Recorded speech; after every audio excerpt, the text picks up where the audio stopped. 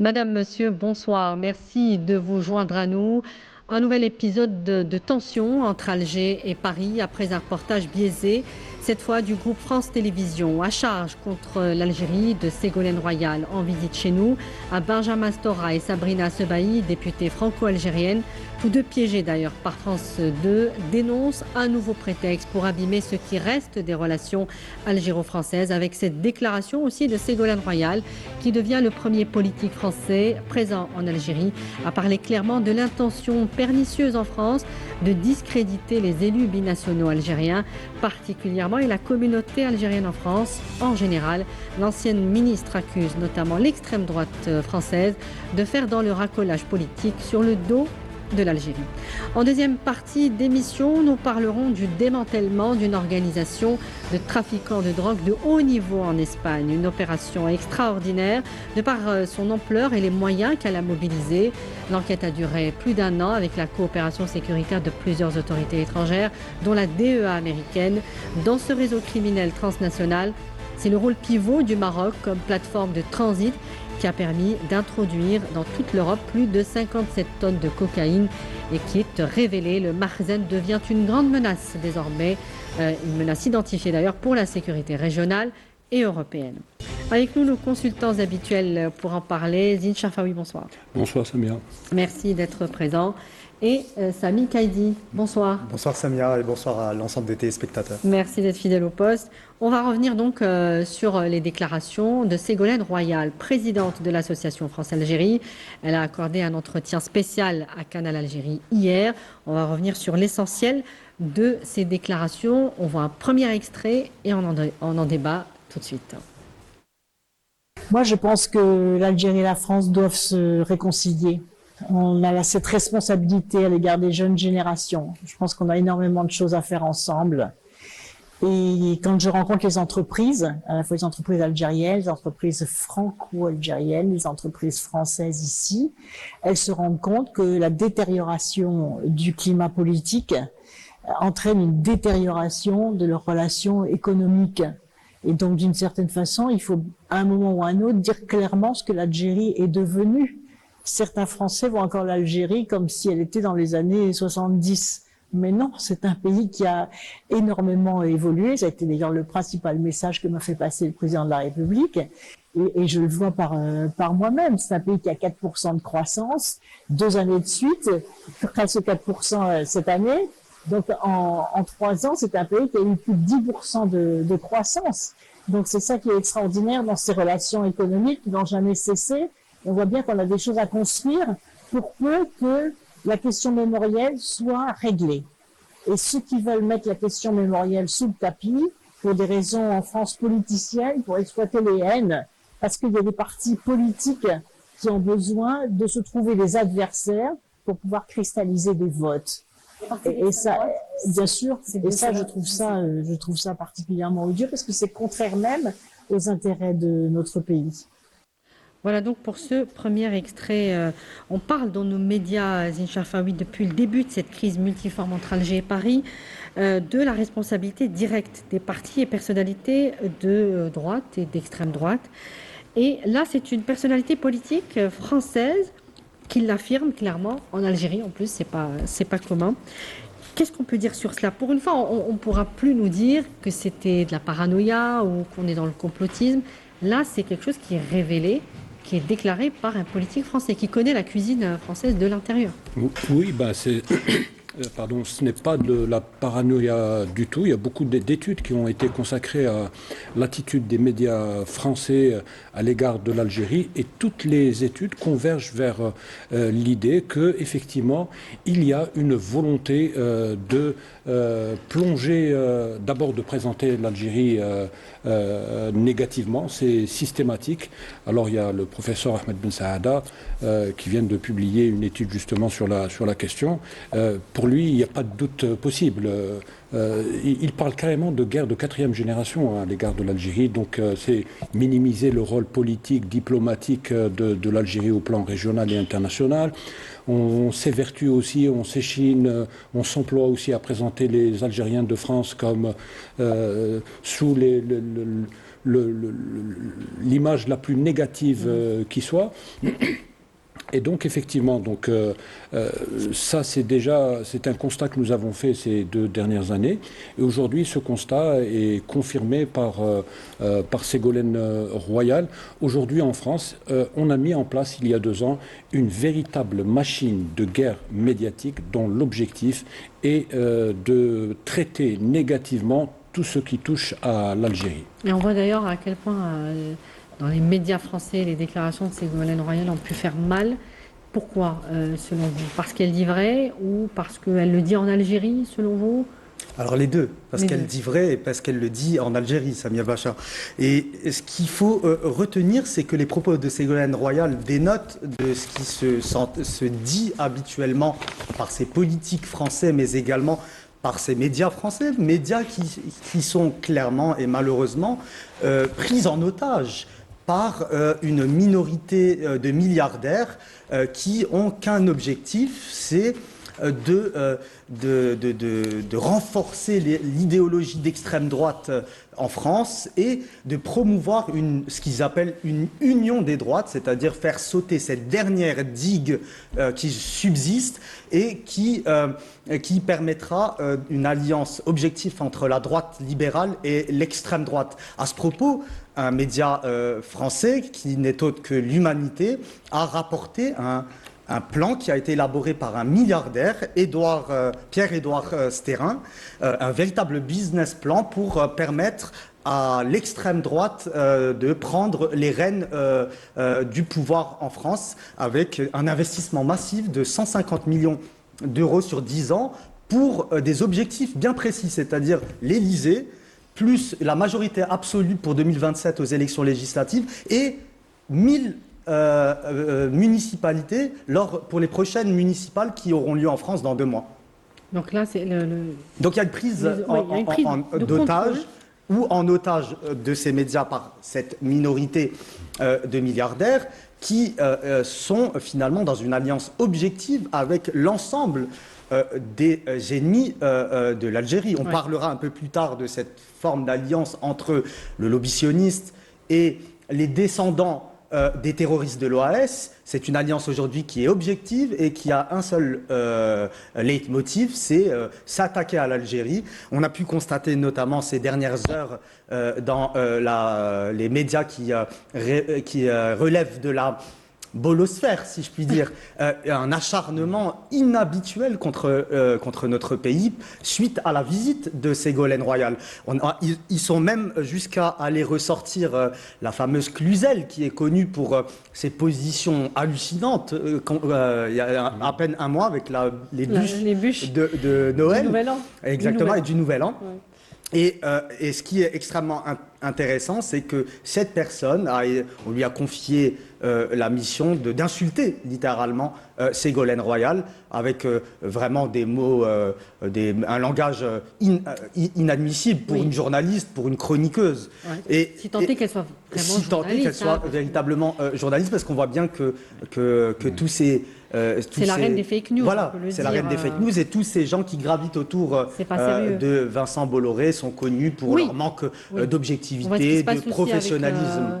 Morandini et qu'on Alors là, c'est d'autant plus choquant parce que finalement, il y a un point qui mérite d'être mis en évidence, c'est que Vincent Bolloré, qui se dit être un peu le chantre de la moralité, le chantre d'un conservatisme et d'un nationalisme, etc., a maintenu à son poste Jean-Marc Morandini, qui vient d'être condamné définitivement le 14 janvier dernier par la justice française pour des faits extrêmement graves qui sont en réalité des faits d'harcèlement sexuel et sur mineurs et de détournement de mineurs. Donc c'est le jugement qui est définitif. Et d'ailleurs, on a pu voir... D'ailleurs, je voudrais juste ajouter une information, qu'il a laissé tomber son dernier pourvoi en cassation pour ne pas être... Effectivement. Et ce qui est extrêmement intéressant à souligner, c'est que cette position incompréhensible de la part de Vincent Bolloré a entraîné une cassure interne avec les journalistes de la chaîne qui est connue pour son extrémisme, en l'occurrence CNews, qui n'ont pas supporté la décision. D'ailleurs, même célèbre Sonia Mabrouk, qui est connue tristement célèbre pour ses positions à plat ventriste, il faut le dire, Samia Bachar. Elle a été apparemment, selon les dernières informations, écartée de la programmation de la chaîne. Enfin, rappelons que Sonia Mabrouk n'a jamais dénoncé de son propre chef directement, et ça s'est passé une semaine après la condamnation définitive de Morandini, et lorsqu'elle a été interpellée en fait par un député, c'est bien ça. C'est pas venu spontanément. Elle a attendu tout de même qu'on lui pose la question. Mais ça montre un peu finalement cette ambiance qui règne en France, et particulièrement au sein du réseau Bolloré, où c'est un peu faites ce que je dis, mais ne faites pas ce que je fais. Ouais, c'est un système effectivement assez nauséabond. Mais alors, entre-temps, jamais l'extrême droite n'a été, ou le Rassemblement national pour le nommer, n'a été aussi politiquement fort et médiatiquement présent en France. Finalement, c'est l'instrumentalisation des questions liées à l'Algérie qui ont propulsé ces groupes. Parce que finalement, quel est leur programme? Quels sont leurs projets économiques, politiques pour la France? Ils n'en ont pas. Ils ne votent pas les lois quand il faut les voter. Ils bloquent quand il y a des projets, des résolutions intéressantes. Oui, alors, d'abord, c'est une tendance qui se produit en France. C'est produit dans pas mal de pays européens dans lesquels on observe une montée de l'extrême droite. L'extrême droite française ambitionne aussi, aspire aussi à prendre le pouvoir en 2027. Et donc, il y a un plan de conquête. Elle fait plus qu'aspirer, Zina. On pense bien que la dernière digue va céder. Oui, au rythme où vont les choses, en tout cas. Oui, mais le plan, c'est ça, justement. Il y a un plan de conquête du pouvoir. L'objectif, bien évidemment, c'est 2027. Et là où ça, nous, en tant qu'Algériens, ça nous intéresse, c'est que l'Algérie devient un sujet de politique interne parce qu'il est devenu une rente qui rapporte au niveau électoral. Des sondages. Donc c'est pour ça que là, on essaye d'expliquer pour expliquer la crise entre Paris et Alger. Très souvent, on remonte à juillet 2024 avec la reconnaissance par Macron. Mais en fait, ça date de bien plus... Mais en réalité, moi, personnellement, je pense qu'on peut remonter à 2019 avec les premières attaques de Xavier Driancourt. Donc, qui est un peu l'instigateur un peu de la cabale qui est montée. Mais qui est derrière Driancourt? C'est ce dont on parlait, c'est ce dont parle justement Sami Kaidi. C'est cette galaxie de l'extrême droite qui a placé comme objectif de prendre le pouvoir en 2027. Et donc, dans cette démarche-là, il se trouve que l'Algérie fait un peu obstacle à ses objectifs. Comment elle fait obstacle? C'est que l'Algérie dispose de binationaux en France qui ont quand même un poids électoral quand même important. D'ailleurs, pourquoi s'attaquerait-on aux binationaux dans complément d'enquête? On va y revenir, attendez. Ouais, donc j'anticipe un peu sur le... Oui, mais de toute façon, on va y revenir, mais juste un mot qui va peut-être apporter de l'eau à votre moulin.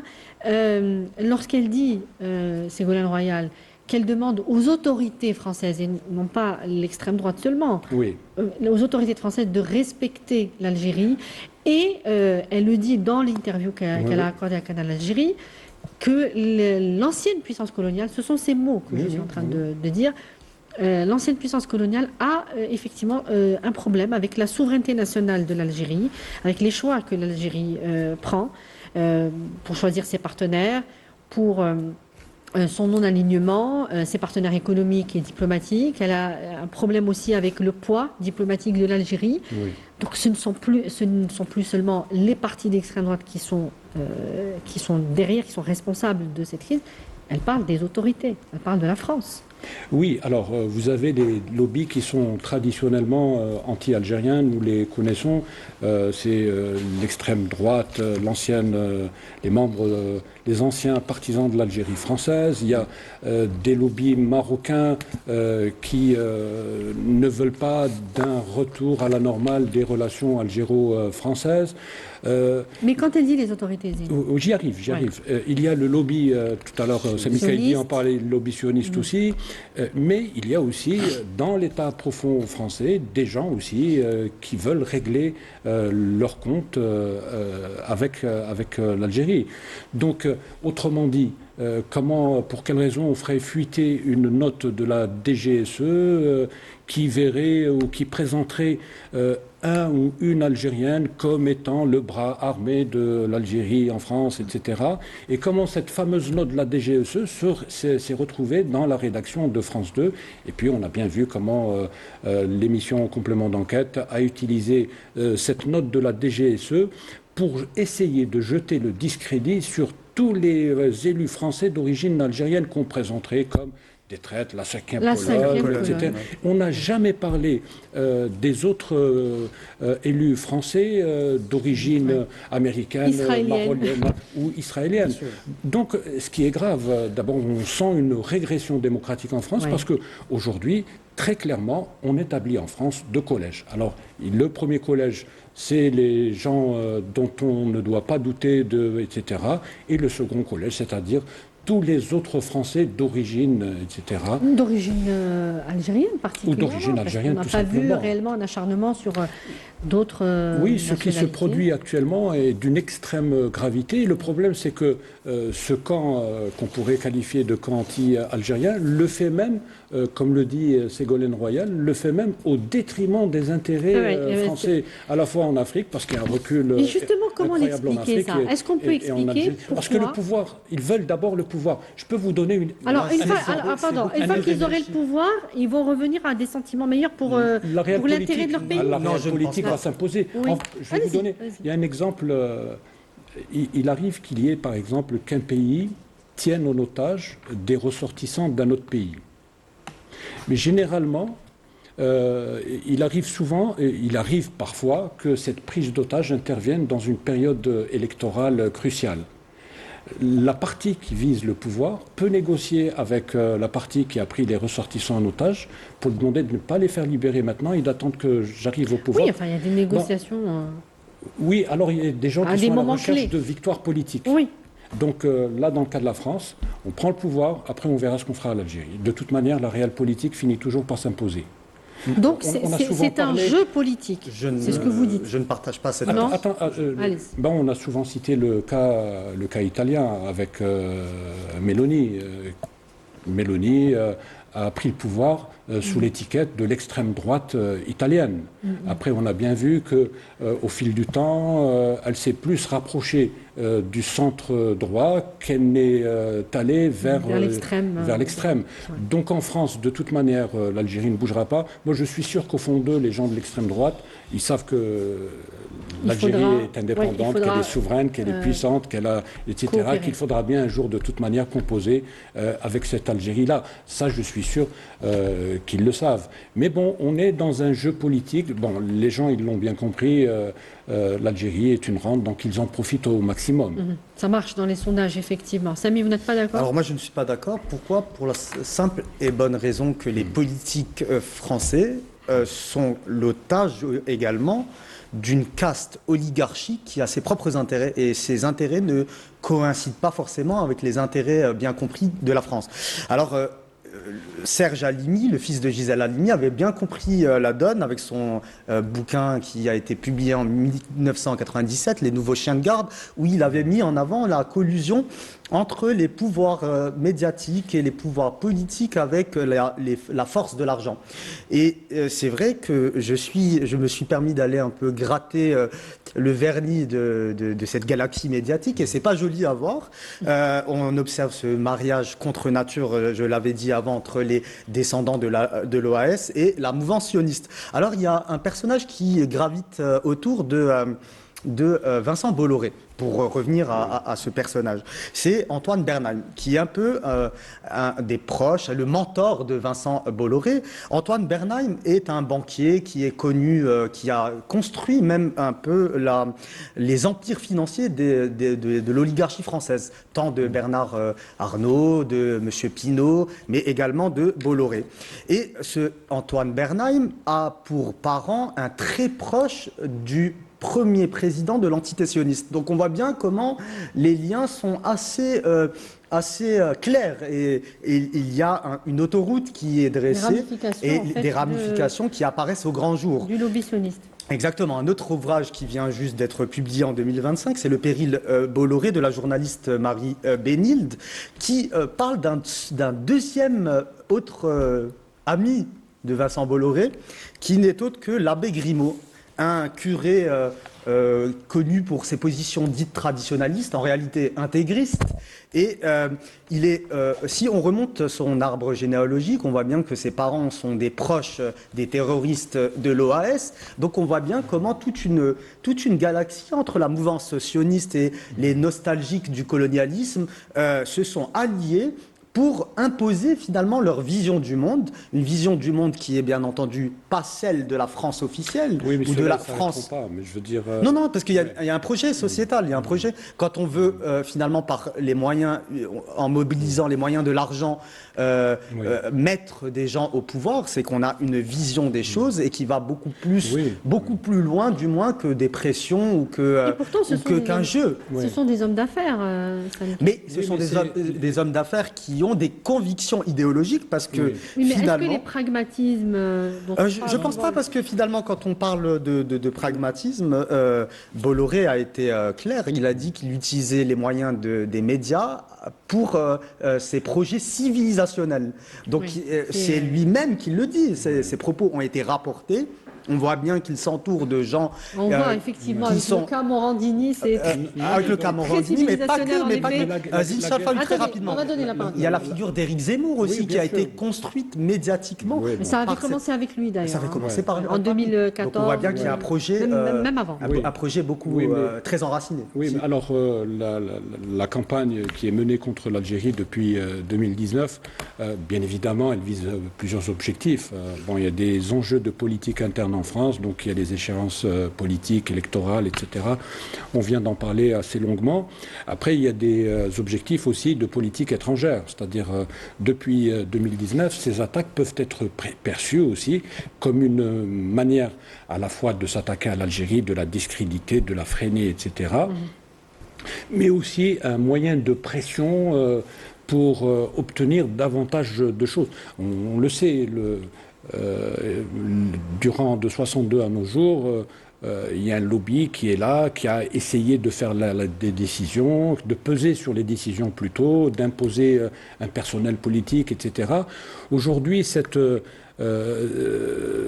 réaction de la partie française peut aussi s'expliquer par une certaine frustration, cette incapacité à peser encore sur les décisions. Là, on le voit bien, par exemple. Donc, il y a eu une forme d'ingérence aujourd'hui qui n'est plus tolérée. D'où cette Et c'est ce qui enrage aussi. Mais il y a aussi une volonté, on est aussi dans un contexte, une séquence de recomposition au plan régional. On essaye, là, on est en phase d'une relation qui se renégocie, qui se reconstruit. Mais ça, on l'avait dit déjà. La réalité a changé. Voilà. Que les relations entre l'Algérie et la France ne ressembleront plus à ce qu'elles ont été. Par le passé. Par le passé. Absolument. On va donner, enfin non, on va pas donner, mais on va écouter un deuxième extrait de l'entretien de Ségolène Royal, dans lequel ce qu'elle affirme est très grave en réalité. Elle dit bien que France 2, pour ce reportage, enfin ce pseudo-reportage de France Télévisions, France 2 a choisi cette ligne à charge contre Alger dans son émission Complément d'enquête, malgré ses mises en garde, dit-elle, Ségolène Royal aurait mis en garde France 2 contre cette entreprise journalistique aventurière. On l'écoute et on revient. Que vous avez refusé de participer à ce reportage et quelles ont été vos raisons? Oui, j'ai refusé de participer à ce reportage. Je devais être invitée dans les fauteuils rouges à la fin du reportage. Mais connaissant l'extrême sensibilité du sujet, j'ai demandé à voir le film avant. Quand j'ai vu ce film, je dis, il n'est pas question que je vienne.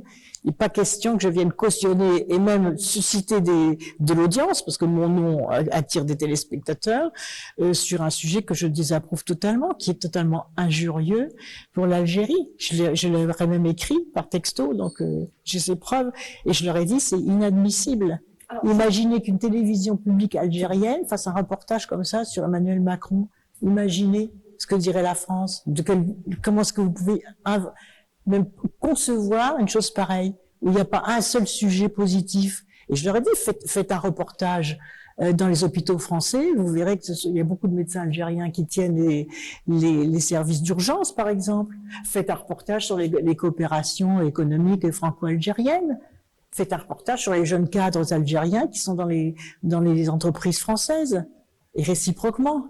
Eh ben non, ils ont fait que des reportages à charge. Choquant, mais je pense que ce reportage a été commencé quand M. Retailleau était ministre de l'Intérieur.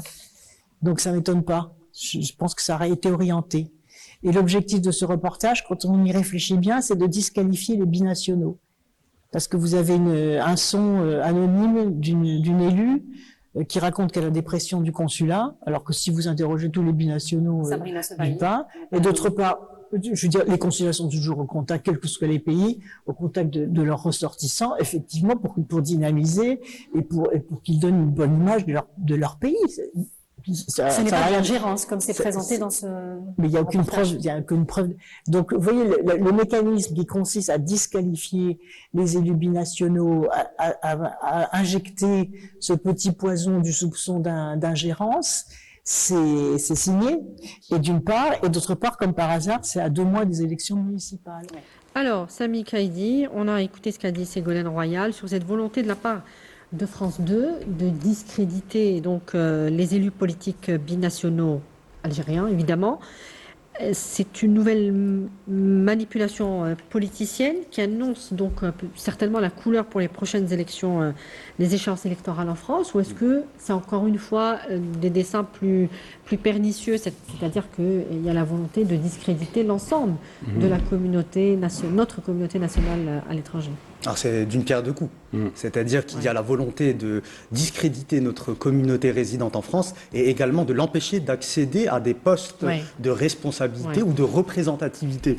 Et là, c'est vrai que ce qui est... Et donc de les disqualifier aussi en tant que, finalement, composante de la société française aussi. Tout à fait. C'est quelque chose, le discrédit va retomber sur l'ensemble de la communauté algérienne. Alors, il y a une question de discrédit et pire que cela, une volonté de les installer comme étant des citoyens de seconde zone.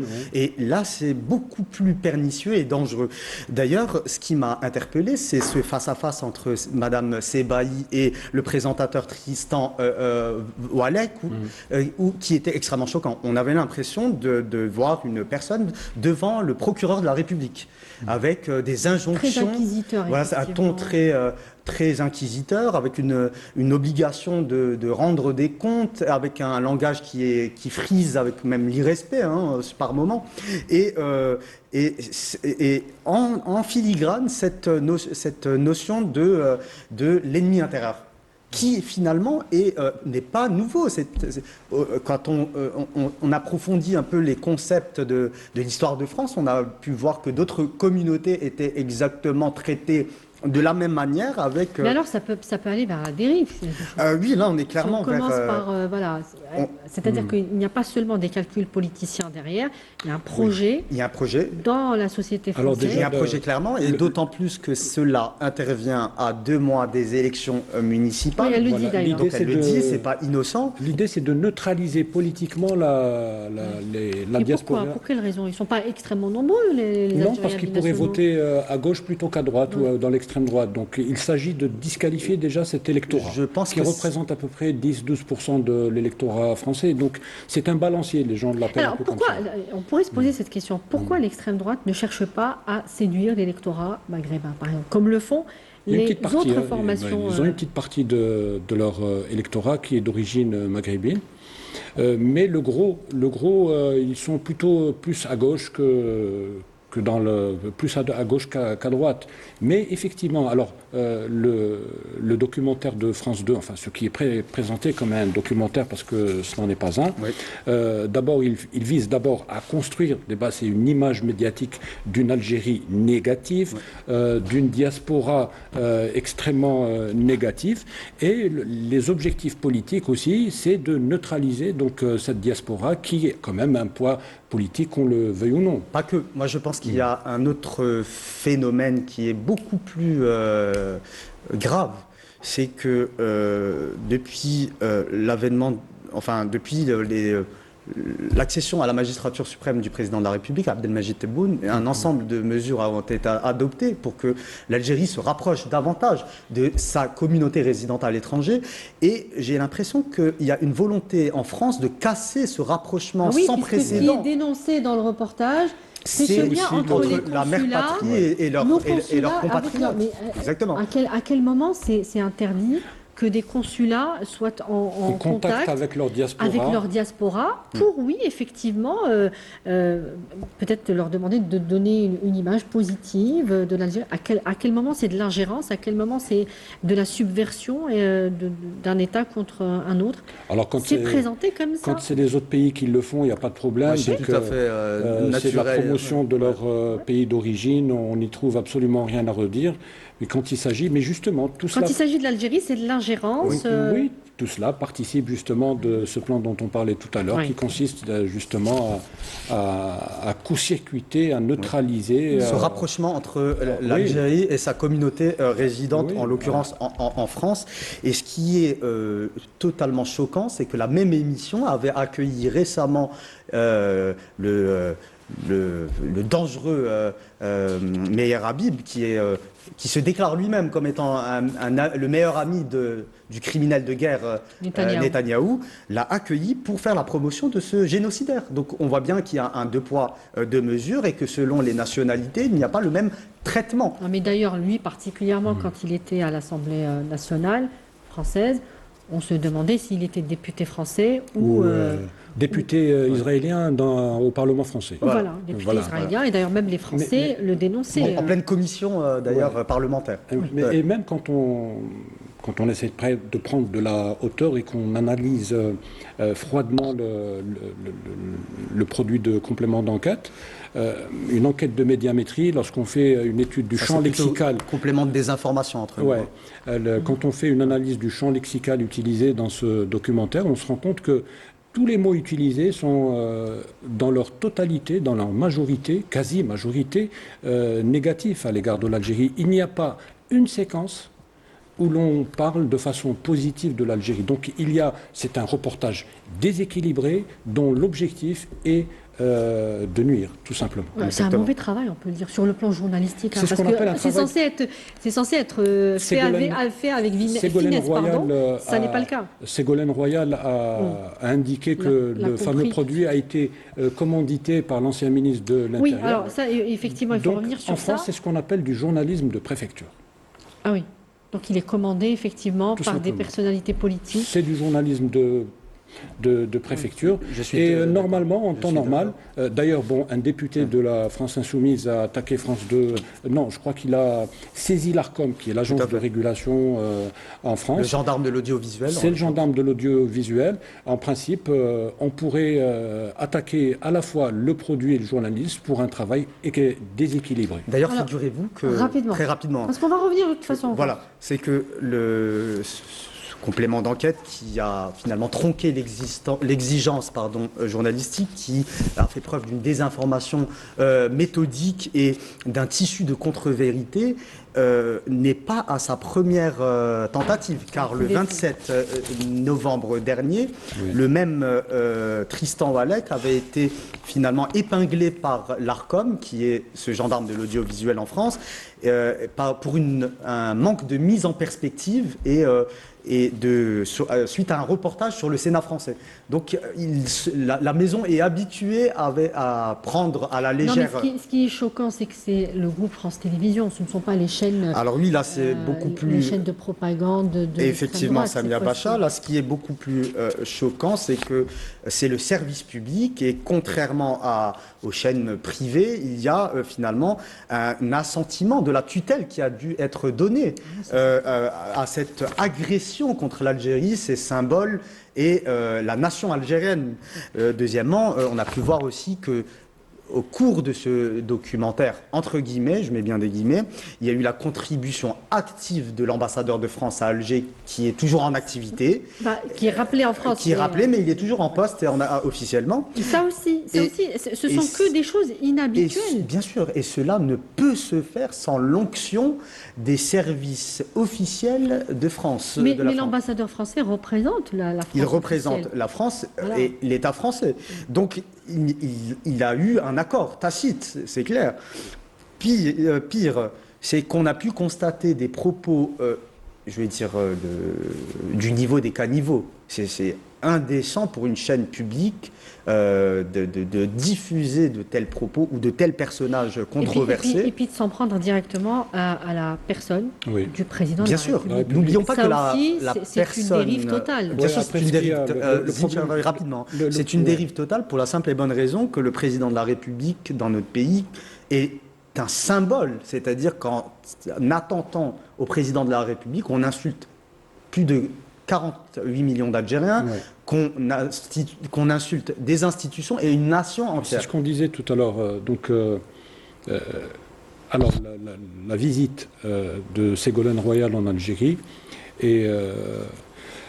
qui a été reçue par le président de la République, l'audience que lui a accordée le président de la République, montre ou prouve tout simplement que l'Algérie est dans une logique de dialogue. C'est ce qu'il dit d'ailleurs. C'est important de le souligner.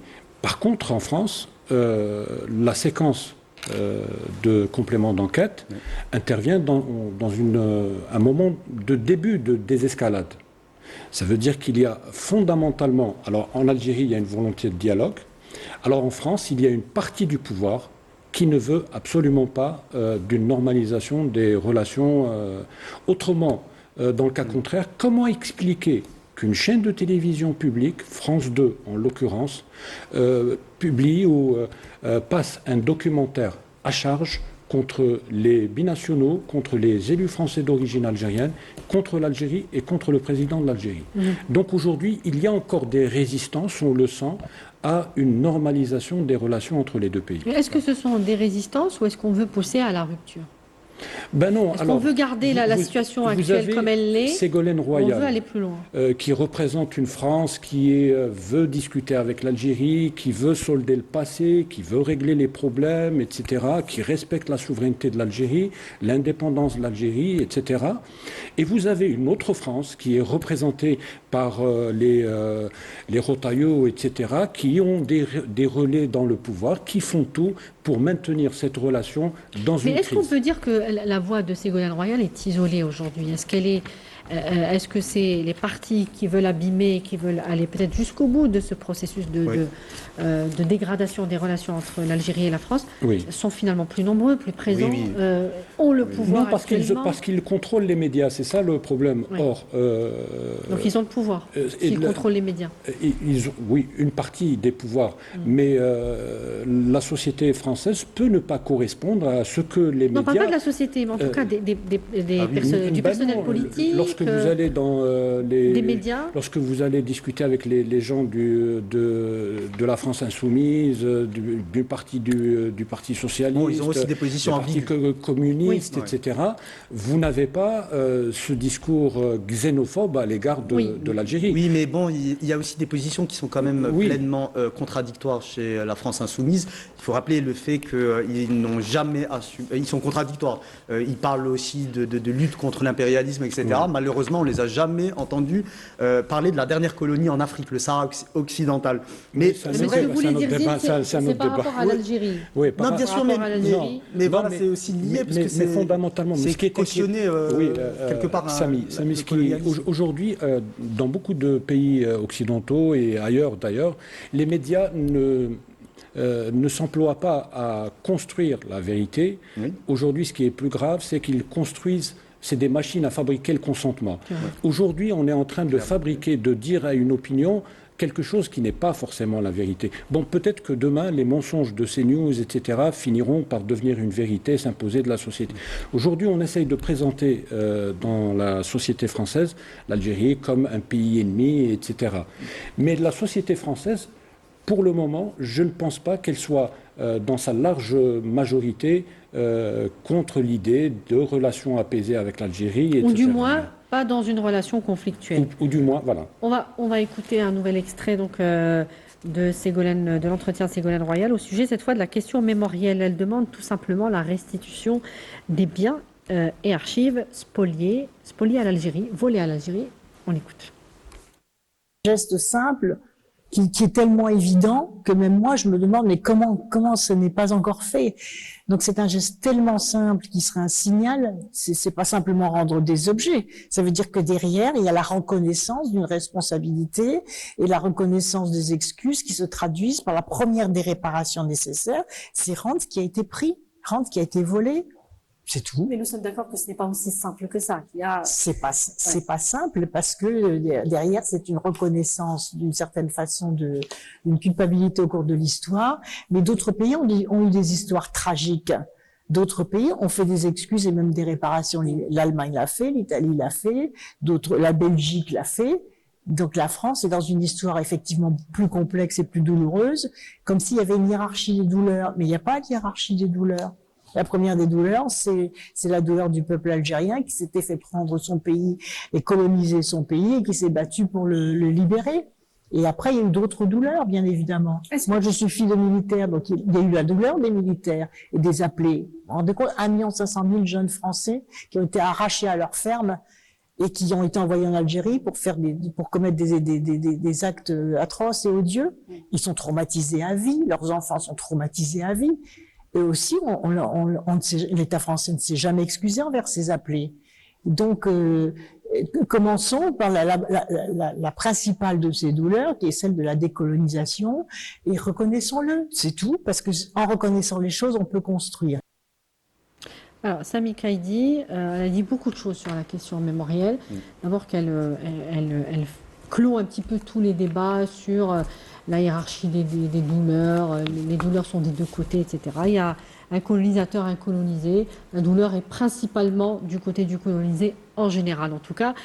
Et aujourd'hui, elle dit qu'il faut restituer ce qu'on a volé à l'Algérie.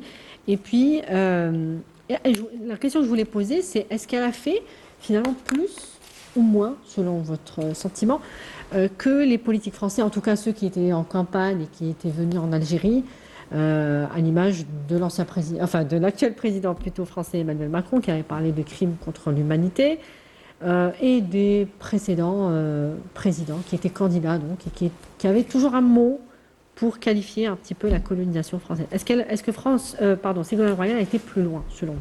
Alors oui, pourquoi? Pour la simple et bonne raison que le contexte est complètement différent par rapport aux déclarations qui ont été faites en 2017 par le président français Emmanuel Macron. Donc c'est une voix aujourd'hui qui dénote en France. Elle est seule. Il n'y a quasiment plus aucun homme ou femme politique qui n'a le courage d'assumer une position équilibrée et une position de justice simple. Et effectivement, aujourd'hui, ce qui est intéressant, c'est qu'elle est allée la plus loin par rapport aux questions mémorielles, en appelant à une restitution immédiate et sans condition. Il n'y a aucune conditionnalité, alors que les précédents hommes politiques français nous ont habitués à des conditionnalités. C'est toujours des oui mais. Là, on a un oui qui semble être franc et direct. Et elle est également allée loin aussi par rapport à la diffusion de ce complément d'enquête où elle a été elle-même invitée. Elle a jugé le contenu d'ailleurs d'inacceptable. Elle a refusé de participer à un travail qui offense notre pays. Et c'est là et le mot est lâché.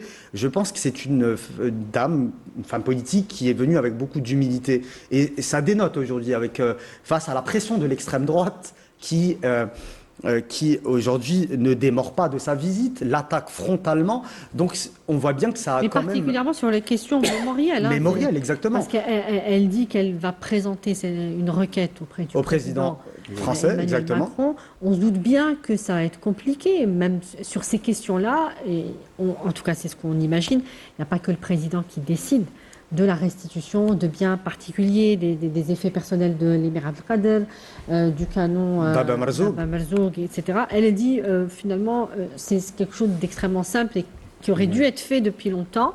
Mais est-ce que c'est si simple? Ce n'est pas si simple, mais ce qui est pas simple également, c'est la démarche qu'elle a entreprise. Donc elle est venue avec, je pense, beaucoup de courage. Elle se fait aujourd'hui attaquer quotidiennement par les nervis de l'extrême droite, avec leur chef aussi, le chef de file, le chef d'orchestre, comme l'avait appelé Zine Charfaoui, en l'occurrence Xavier Driancourt, qui a eu des propos à la limite aussi de la misogynie, hein, Oui. il faut le dire. Et donc, je pense qu'aujourd'hui, il y a c'est un peu le dernier des Mohicans. Elle est venue présenter une position qui dénote et qui n'a plus été entendue en France, malheureusement. Et donc qui est faible. Et qui est faible aujourd'hui, clairement. Moi, je le dis clairement. Alors, je vais vous demander de réagir à cette nouvelle rubrique que nous avons introduite dans l'émission. On va l'appeler le débunkage de notre ami Artisan Malik, qui a aussi son regard sur ces événements de la semaine, la visite de Ségolène Royal et ce reportage biaisé donc de France Télévisions. Bonsoir Malik.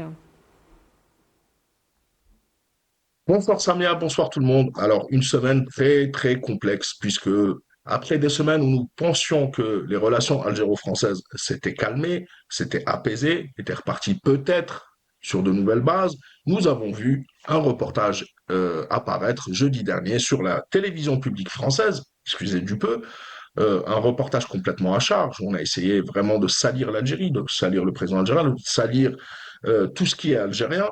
Et où ils ont invité un voyou, vraiment, ils ont même diffusé des passages très vulgaires, très orduriers, euh, aux côtés de l'ambassadeur de France en Algérie. Et c'est, c'est bien le symbole d'un problème à l'intérieur même de la classe politico-médiatique française, qui ne veut pas accepter des choses que Ségolène Royal, lors de sa visite, puisqu'elle est passée en Algérie, elle a rencontré le président Abdelmejid Tebboune, et elle s'est entretenue avec lui. À la sortie de son entretien avec Abdelmejid Tebboune, elle a déclaré que le président Abdelmejid Tebboune euh, l'avait bien reçu, que le président Abdelmejid Tebboune, à partir du moment où on respecte l'Algérie, où on le respecte, était ouvert à toute discussion, que le président Abdelmejid Tebboune est le président de l'Algérie et que l'Algérie est souveraine. Et cette expression et cette phrase de Ségolène Royal rend fou une partie de la classe politico-médiatique française. Et c'est ça le véritable problème, je pense, dans les relations algéro-françaises. Euh, on écoute un petit passage euh, d'une émission de radio après les déclarations de Ségolène Royal, et ceci résume bien euh, cette, euh, cette folie. Contre ce statut, et elle explique que l'Algérie est un pays qui a droit à sa souveraineté nationale, qu'il est temps que les autorités françaises reconnaissent et respectent la souveraineté nationale de l'Algérie, qui est un pays qui est dans le progrès, et que le président Tebboune est à l'écoute de quelqu'un de tolérant. On tombe des nues, vous voyez, à mon avis. On tombe des nues. Alors le fait que Ségolène Royal dise que l'Algérie demande le respect de sa souveraineté, que le président de la République est ouvert à la discussion, rend fou une partie de la classe politico-médiatique française. Et c'est pour ça que je vous dis que je pense que c'est cette classe politique française qui est malade de ces contradictions. Il va falloir un petit peu un jour comprendre que que la France ne pourra pas bâtir des relations avec beaucoup de pays dans le monde tant qu'elle ne les respectera pas. Le monde, nous ne vivons plus à l'époque de la colonisation ni du néocolonialisme. Aujourd'hui, les pays veulent se développer et un pays comme l'Algérie veut avancer. Alors, nous sommes à la croisée des chemins. Certains veulent rester dans l'ancien système de domination, etc. D'autres veulent s'affranchir et s'émanciper et se développer. L'Algérie a choisi sa voie. Ceux qui veulent travailler avec l'Algérie, nous sommes ouverts, je pense. Et ceux qui ne veulent pas, bon vent. Merci beaucoup à vous tous et vous toutes. Bonne soirée. À la prochaine, Inch'Allah. Merci Artisan Malik. Je vais vous demander votre réaction sur l'analyse d'Artisan Malik parce qu'il suit comme nous toutes ces actualités et il parle toujours donc de ces contradictions, des contradictions de la société, enfin de la France en général, pas forcément de la société, mais en tout cas des politiques et des réactions extrêmement virulentes dans les médias français à l'égard de Ségolène Royal qui continue aujourd'hui sa visite en Algérie. Oui, alors Artisan Malik a réussi un exercice extrêmement difficile, c'est-à-dire résumer ce qu'on vient de dire en 3 minutes. En 3 minutes, alors qu'il nous a fallu 40 minutes pour le faire, ce qui est quand même extrêmement... Oui, mais en même temps, il confirme un peu le malaise qui règne en France actuellement. Donc déjà, il y a un contexte de crise économique, il y a un contexte de guerre commerciale, il y a un contexte de tension avec les États-Unis. Alors tout ça, le bouc émissaire, comme toujours, ce sont les émigrés de façon générale et les Algériens en particulier, parce qu'il y a une crise entre les deux pays. Et rappelons que Artisan Malik est franco-algérien. Il est français, subi de plein fouet aussi ce courant xénophobe.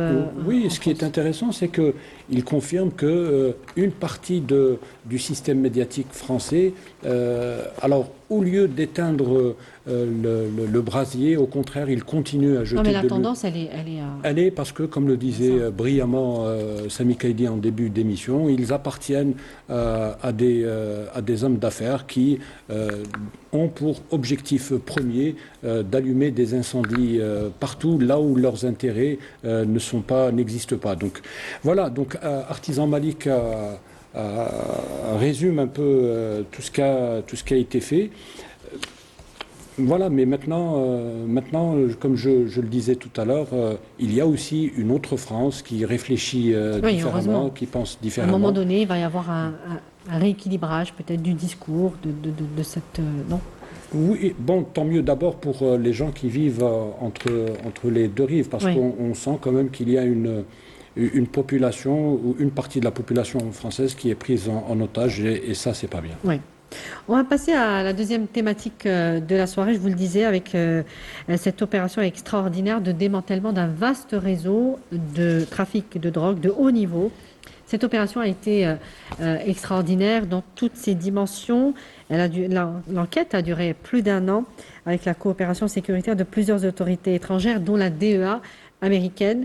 Dans ce réseau transnational, c'est le rôle pivot du Maroc qui a été révélé comme plateforme de transit pour faire passer plus de 57 tonnes de cocaïne en Europe via l'Espagne. On va regarder cela en images avec Meïssa El-Bouhla et on revient.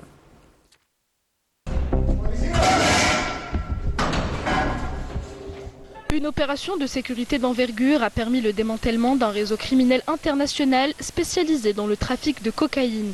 Selon les résultats de l'enquête, cette organisation s'appuyait de manière centrale sur les côtes marocaines, utilisées comme un point de départ et de transit principal vers le continent européen. Des routes maritimes bien connues, une surveillance quasi inexistante et des moyens logistiques sophistiqués. C'est dans ce contexte que le réseau opérait. Des embarcations rapides, équipées de moteurs de forte puissance et lourdement chargées de cocaïne, quittent les côtes marocaines sans être inquiétés. Les radars espagnols ont toutefois détecté des mouvements inhabituels en pleine mer, déclenchant une intervention rapide des unités spécialisées. L'opération a conduit à l'arrestation de plus de 100 membres du réseau et à la saisie de plus de 10 tonnes de cocaïne. Les forces de sécurité ont également mis la main sur des dizaines de navires et de véhicules, des armes à feu, des drones, des centaines de téléphones cryptés, ainsi que d'importantes sommes d'argent liquide. Un arsenal logistique dont la valeur dépasse plusieurs millions d'euros révèle l'ampleur du trafic. Mais l'élément le plus préoccupant réside dans les conclusions de l'enquête qui font état de la présence de coordinateurs sur le territoire marocain. Les quantités saisies, la régularité des itinéraires et la structuration du réseau indiquent une réalité plus profonde, celle d'une politique de laxisme systématique ayant transformé les côtes marocaines en plateforme fonctionnelle du narcotrafic transcontinental, faisant du Marzen un acteur impliqué dans une menace majeure pour la sécurité régionale. Alors, Sami Kaidi, cette opération a mené à l'arrestation de plus d'une centaine d'individus, dont de nombreux Marocains appartenant à ce réseau criminel. Le Maroc étant devenu au fil du temps une plaque tournante, on le disait, incontournable. Elle est même stratégique, névralgique dans les routes de la drogue, donc de ces crimes organisés, avec, on ne peut plus l'ignorer, la passivité, voire la bénédiction institutionnelle au Maroc. Clairement, il faut appeler un chat, Samia Bacha. Le Maroc est aujourd'hui ce dealer régional, permettez-moi l'expression, avec en mettant son pays comme base de lancement d'opérations de distribution de drogue, un transit majeur, non pas que vers l'Europe, mais également vers l'Afrique. D'ailleurs, le scandale du Pablo Escobar du Sahara, en l'occurrence Ahmed Ben Ibrahim, le démontre, avec des liens étroits avec la classe politique marocaine, avec les services de renseignement marocains, avec la police marocaine, avec le football, avec le Wydad, l'ancien président du Wydad, ce club casablancais. Donc les liens ont toujours été très forts entre le Merzen et le trafic de drogue. D'ailleurs, de nombreux experts appellent le Maroc la narcomonarchie. Ce n'est pas rien. D'ailleurs, il y a un point qui doit être évoqué, c'est à peine quelques jours de cela, la plateforme en ligne N'oubliez pas le Sahara occidental a publié un rapport très détaillé sur le Maroc et le trafic de drogue, où il qualifie ce trafic d'outils stratégiques du Merzen, de composante d'une géopolitique non conventionnelle. Vous savez pourquoi? Pour la simple et bonne raison que le régime colonial marocain utilise l'argent de la drogue pour exercer ses campagnes de chantage, de financement de groupes terroristes et de pression également, et de nombreuses activités illégales pour déstabiliser des pays dans la région. Donc, on voit bien que c'est une composante fondamentale de la politique étrangère du régime marocain. Et même pas une économie parallèle. L'économie marocaine, repose un petit peu repose complètement sur parce qu'on parle. Est-ce que vous confirmez ce chiffre? On parle de 23 milliards de dollars annuellement, qui représentent donc une manne financière qui provient. Qui sont additionnés au PIB marocain. Mais c'est pour ça que je vous dis, c'est l'économie marocaine qui repose sur cette manne financière. Tout à fait. 23 milliards de dollars, vous rendez compte. Mais allez-y. Et ça alimente. Moi, j'ai trouvé ce chiffre. Mais ça alimente également des caisses noires. Ça alimente des caisses noires qui sont par ailleurs utilisées. Alors, c'est l'Office des Nations Unies. Pour vous dire que j'ai pioché mon sujet. Pardon, l'Office des Nations Unies contre la drogue et le crime. Oui, alors le chiffre est juste, mais il est. En 2022. Oui, alors le chiffre est juste, mais il est théorique. En fait, les Nations Unies veulent dire que ils ont évalué. Oui, c'est une estimation.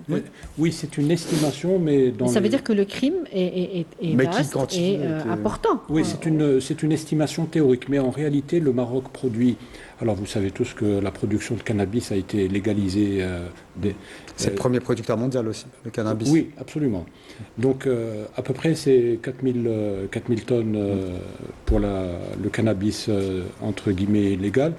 Mais réellement, le Maroc produit à peu près entre 35 et 36 000 tonnes de cannabis. Alors, chiffre de 2020, à peu près, ça rapporterait entre 400 et 500 millions de dollars. Mais toutes les capacités du Maroc peuvent produire à peu près l'équivalent de 23 à 24 milliards de dollars, ce qui représenterait 24% du PIB. D'autres sources avancent le chiffre de 6 milliards de dollars, ce qui donc correspondrait à 6% et demi du PIB. Alors, mais aujourd'hui, ce qui est inquiétant, pour ne parler que du cannabis. Voilà. Pour ne parler mais on justement parle aujourd'hui, de ce qui est inquiétant, production de la cocaïne, de l'héroïne, des drogues de synthèse. Alors le Maroc, premier producteur de cannabis au monde. Alors entre guillemets ou entre parenthèses, lorsque vous déversez des quantités astronomiques de drogue dans un pays voisin ou dans un autre pays, ça peut être assimilé à un acte de guerre. Oui, évidemment. Donc, sans jeu de mots, nous sommes face à une agression qui peut être comprise comme un acte de guerre. Ça, je voulais juste le citer comme ça au passage. C'est le cas de l'Algérie il ne se passe pas une semaine, il ne se passe pas un mois sans qu'on ne fasse des saisies records de drogue, de cannabis, de comprimés, etc. Donc l'Espagne, c'est la même chose. Mais aujourd'hui, ce qui est vraiment inquiété au-delà de la question du cannabis, c'est que les réseaux qui servent à acheminer le cannabis en Europe, en Algérie, au Sahel, en Libye, etc., ce sont les mêmes réseaux qui ramènent la cocaïne et les autres drogues. Donc il y a non seulement une connexion entre les réseaux qui commercialisent le cannabis ou qui font le trafic de cannabis et les réseaux aussi qui Vous voulez dire quoi précisément? Que ce sont des Marocains essentiellement? Oui, alors, j'accrédite l'idée que le Maroc est devenu effectivement une plaque tournante du trafic de drogue au niveau... Pas seulement du transit. Pas seulement du transit, mais maintenant c'est une... et ce sont les mêmes réseaux qui font tout en réalité. Donc voilà. Après maintenant, ce qui est intéressant d'étudier, c'est les connexions, ou c'est les... les connexions, les collusions qu'il y a entre trafic de drogue et monde politique. On va y arriver, mais je voulais juste m'attarder un petit peu encore sur cette opération. Oui. En Espagne, il a tout de même fallu la mobilisation des moyens de renseignement et sécuritaire de plusieurs pays, jusqu'en Amérique latine, pour démanteler ce réseau. Ultra équipés, on parle de navires dont la vitesse est supérieure à 60 km/h, l'utilisation de communications cryptées, de terminaux aussi de téléphones, terminaux satellitaires et de téléphones portables difficiles à localiser, des brouilleurs haute fréquence, des amplificateurs Wi-Fi pour étendre donc le signal en haute mer. Ces équipements dépassent aujourd'hui ceux des polices spécialisées, on peut le dire, ils sont ultra équipés, c'est très compliqué. On parle de bateaux-mers qui restent jusqu'à un mois sans sortir c'est en Atlantique que ça se passe, sans sortir de l'eau. Donc ils peuvent ils sont ravitaillés, ils ont le carburant, ils ont tout ce qu'il faut pour ne pas être détectés finalement par la police des mers. Oui, alors les trafiquants de drogue, en particulier les trafiquants de drogue dure, ont des moyens illimités. Oui. On parle d'un marché qui pèse à peu près 400 à 600 milliards de dollars. Donc vous vous rendez compte, acheter un bateau, un petit sous-marin ou acheter des téléphones cryptés, c'est rien du tout. Donc voilà, donc ce sont des gens qui ont énormément de moyens. Et la décision de faire du Maroc une plaque tournante du trafic de drogue en Afrique n'est pas anodin. Il y a la situation, la géographie du Maroc, donc c'est une façade maritime qui est très importante. Le Maroc occupe le Sahara occidental, donc il utilise le territoire du Sahara occidental pour acheminer sa drogue vers l'Afrique de l'Ouest et la faire remonter pour qu'elle revienne en Europe. Et donc l'Afrique de l'Ouest est aussi un point important. Oui, le golfe de Guinée. Alors quand il y a une pression policière qui est importante, par exemple dans le détroit de Gibraltar, donc c'est ça aussi. Ça va vers l'Afrique de l'Ouest. Donc ça redescend vers le golfe de Guinée et ça remonte par plusieurs routes, vers l'Europe. Et l'une des routes passe par l'Algérie. Est-ce que c'est toujours l'Europe qui est le marché visé? Oui, parce qu'il y a une démocratisation finalement. Ça va même à destination du continent africain. Oui, ça va, mais pourquoi l'Europe? Parce qu'il y a un pouvoir d'achat. Oui, pour la cocaïne notamment. La cocaïne, le cannabis, etc. Je ne me rappelle plus combien coûte un gramme de cocaïne, ou 2 grammes de cocaïne, mais il faudrait avoir du pouvoir d'achat. Et c'est pour ça que la cocaïne, généralement, circule dans les milieux aisés, riches, etc. Alors, donc, oui. Voilà. Je voulais poser une question à Sami Kaidi. Le Maroc veut se présenter comme un pays qui lutte contre le trafic international de drogue. On a vu que dans les médias marocains, on peut dire que Rabat a dit qu'il a renforcé son arsenal technologique de lutte contre le trafic de drogue pour la traque des mules notamment, qui sont bien connus chez nous parce qu'ils appliquent ça aussi à nos frontières. Tous les aéroports marocains seraient désormais dotés de scanners capables de faire des full body scans. Ce sont des scanners tout simplement capables de détecter des traces de drogue au-delà des habits, mais aussi sur les corps des personnes inspectées. Mais les chiffres nous disent le contraire. D'abord, cette manne financière et ce qu'elle représente aujourd'hui pour l'économie marocaine. Et en 2021, ces chiffres qui disent que 82% de la résine saisie au sein de l'Union européenne provenait du Maroc. C'est le premier producteur mondial. Oui. Il n'y a pas de concurrent contre ça.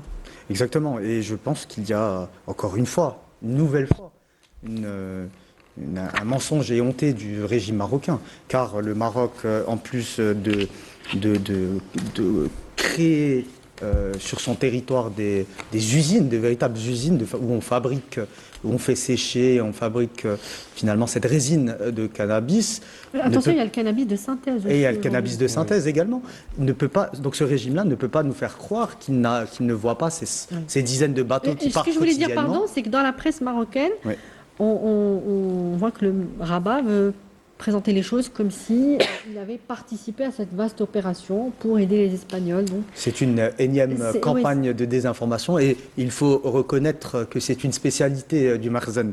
J'ai envie de dire que nenni, hein, le royaume du Maroc utilise ce trafic-là pour remplir ses caisses noires, pour fructifier son économie. D'ailleurs, il est épinglé souvent par de nombreuses commissions onusiennes. Il y a un point qui me marque aussi, c'est quand on revient un peu aux fondamentaux de l'opération, on voit bien que ce n'est pas possible que le Maroc n'est pas au courant de ces va-et-vient, si je puis dire. Il y a eu, suite à cette opération coup de poing, l'arrestation de plus de 100 personnes, 30 navires qui ont été saisis, 2 drones, 70 véhicules, des sommes astronomiques. On parle de 800 000 euros qui ont été saisis. On a aussi un autre chiffre qui est intéressant, c'est que un des membres de ce gang qui a été tué, on a les témoignages de ses proches qui ont reçu la somme de 12 millions d'euros pour les faire taire. Donc on voit bien que tout cela, c'est impossible que les moyens d'un État ne peut pas, enfin que ça échappe à tout le Maroc et aux autorités marocaines. Non, les autorités marocaines sont complices. Elles sont d'ailleurs, elles ont la main dans ce trafic-là, de la police au renseignement, en passant par le roi. Il est connu On va y pour arriver. être, c'est une narco-monarchie. Oui, alors juste Oui, pour aller un peu dans le sens de ce que vient de développer Sami Kaidi, on va le dire brutalement, mais ce sont les autorités qui ont fait des Marocains des trafiquants de drogue. Il faut juste se rappeler pourquoi c'est le Rif qui produit le plus de résine de cannabis. Oui, c'est la misère. Parce que C'est la région Non, qui... c'est une région qui a été marginalisée Oui, également, le défunt- mis sur le banc aussi de... Le roi Hassan II avait tout simplement décidé de punir les habitants de cette Rif. région parce qu'ils étaient rebelles, parce qu'ils C'est vrai. demandaient des droits, etc. Et donc il a fait d'eux des trafiquants de drogue, comme il a fait aussi des habitants d'autres régions marocaines. Aussi Mais la des manne trafiquants financière engendrée par le trafic de drogue ne profite pas à ces populations puisqu'elle est récupérée par ces milieux d'affaires.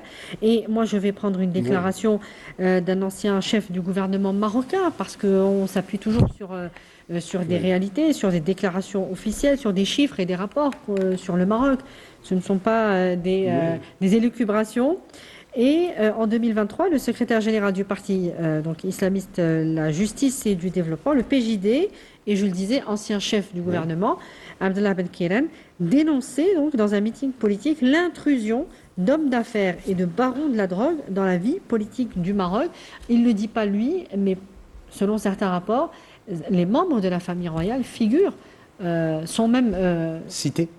non, plus que cités, ils dominent un petit peu cette manne financière provenant... Oui. Vous me tendez la perche pour dire juste quelque chose en direct, c'est que les Ben Kairan, qui représentent un peu les frères musulmans marocains, bon, il faut juste rappeler que ce sont les islamistes au Maroc qui ont signé la normalisation avec l'État sioniste. Oui. Bon, il fallait juste le dire. Oui, c'est bien de le rappeler, effectivement. Mais bon, là, ils ont peut-être le mérite de dénoncer certaines choses au Maroc sur le trafic de drogue. Oui, bien sûr. Le trafic de drogue, il est institutionnalisé. Il y a une au sorte Maroc. de tabou qui entoure la question de la drogue au Maroc, parce que, comme je viens de le dire, il y a des régions qui en vivent. Aujourd'hui, un État normalement constitué aurait dû donner une alternative au trafic de drogue, justement, aux habitants du Rif, de l'Husseima, etc. On essaye de le faire en Afghanistan avec l'opium. On peut bien le faire au Maroc en donnant des crédits, etc., pour construire des usines, etc., et empêcher que ses propres citoyens deviennent des trafiquants de drogue. C'est ça le plus important. Or, on n'offre pas d'alternative à ces gens-là. On continue à les pousser, à les encourager à produire de la résine. Parce que c'est un créneau fructueux. On a légalisé la production de cannabis. Voilà. C'est un niveau supérieur, effectivement. Au lieu de planter du blé, etc., on plante du cannabis. Ouais. C'est même lucratif, malheureusement. Mais ce qui mérite d'être souligné, c'est malheureusement, c'est le deux poids, deux mesures des puissances européennes qui, en même temps, ont mis des moyens importants pour lutter contre le trafic de drogue, mais n'ont jamais pointé la source de ce trafic qui est aujourd'hui clairement le régime marocain. Alors, Sami Kaidi, il y a aussi cette question sur, on disait encore une fois, cet argent qui provient du trafic de drogue du Maroc. Est-ce qu'il sert aujourd'hui aussi à équiper Rabat, le Marzen, pour donc mater la résistance sahraoui également? Bien sûr, car ces caisses noires que j'ai évoquées un peu avant contribuent à payer des moyens de répression contre le peuple sahraoui, contre le peuple marocain également, et contre les peuples de la région. Quand on voit que le régime marocain se surarme auprès de l'entité sioniste pour attaquer des Mauritaniens quotidiennement, pour attaquer des Sahraouis, pour attaquer même des camionneurs algériens. Donc on voit bien que cet argent sale est utilisé à des fins de déstabilisation de tout l'ensemble de la région. Quand je parle de la région, j'allais venir justement. Je parle effectivement de l'Afrique du Nord, mais également de la Méditerranée occidentale et de l'Afrique de l'Ouest. Donc finalement cet argent-là est utilisé pour faire beaucoup de mal, parce que en plus des moyens... Le Maroc est bien une menace. Est bien une menace régionale, clairement. Et en plus de financer donc toute cette armada auprès du régime sioniste, il finance également de nombreux groupes terroristes. Il y a beaucoup d'experts qui parlent à l'époque de ces liens très étroits entre le Mujao et le régime marocain. Ouais. Donc c'est un argent qui sert à financer le mal et à corrompre les dirigeants, et à déstabiliser les journalistes, etc. Pourquoi, là, tout à l'heure, on parlait des relations algéro-françaises, pourquoi la presse française est complaisante à l'égard du Maroc? Tout simplement parce que le Maroc achète des journalistes français. Les journalistes, les députés. Et sans doute avec cet argent-là. Voilà. Les gens qui ont un pouvoir de décision. De la drogue. Juste par rapport à la région du Sahel, notamment, à quel point le Maroc empoisonne la région aussi à travers cet argent sale?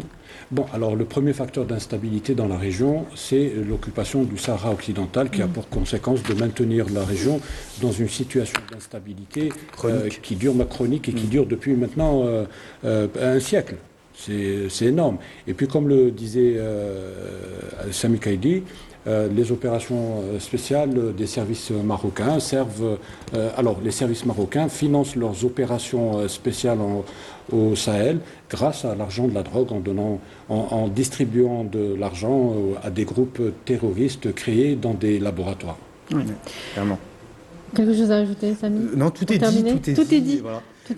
J'appelle juste une chose, c'est que j'espère qu'il y ait une prise de conscience des pays européens, parce que lutter contre le trafic de drogue passera inéluctablement par mettre Rabat dans cette liste noire. Et d'ailleurs, on voit que les médias français, par exemple, citent très peu, très timidement le Maroc dans cette plateforme de transit et de fabrication aussi de toutes ces drogues. C'est-à-dire que la France ne dénonce pas le Maroc, même si elle en subit les conséquences. Quelques journalistes, les autres sont... C'est plutôt rare, effectivement. Zine Cherfaoui, merci beaucoup. Merci pour les éclairages que vous nous avez apportés ce soir. Merci Sami Kaidi, particulièrement en forme aujourd'hui. Merci beaucoup. Merci à vous de nous avoir suivis. On se dit très vite. Excellente suite des programmes. Au revoir.